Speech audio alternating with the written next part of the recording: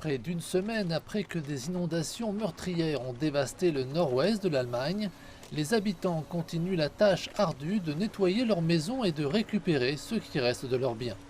Le coût financier de la catastrophe continue de croître. Les réseaux routiers, ferroviaires et électriques sont toujours en panne.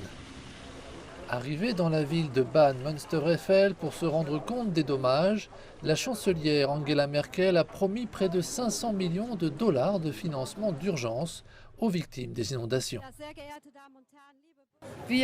À Berlin, demain, lors du Conseil des ministres, nous mettrons en route un programme d'aide financière. Il s'agit d'une aide immédiate non bureaucratique qui sera versée avec l'État qui adoptera cette loi jeudi, comme me l'a dit le Premier ministre. L'aide financière doit arriver le plus tôt possible aux personnes qui, le plus souvent, n'ont rien de plus que les vêtements qu'elles portent et qui en dépendent complètement. Des amoncellements de débris bordent de nombreuses rues de cette région touchée, en attendant d'être ramassés par des équipes de récupération surchargées. C'est juste inimaginable. Ce ne sont que des biens matériels, mais nous connaissons beaucoup de gens qui sont bien plus touchés. Ici, chaque objet est lié au souvenir de quelqu'un. Il s'agit d'un véritable travail de rétablissement multi-agences.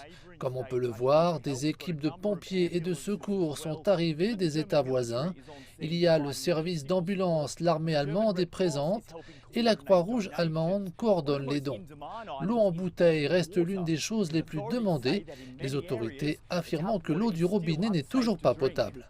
Des questions demeurent sur les raisons pour lesquelles les alertes n'ont pas été plus largement diffusées dans les quartiers de basse altitude avant la pluie. Jusqu'à présent, les responsables ont justifié leur gestion de la crise, affirmant que des alertes avaient été envoyées aux autorités locales. Cependant, la pression politique se fait plus forte en Allemagne autour de la réponse du gouvernement. Les partis d'opposition faisant pression pour que le pays soit mieux préparé lorsque la prochaine crise éclatera.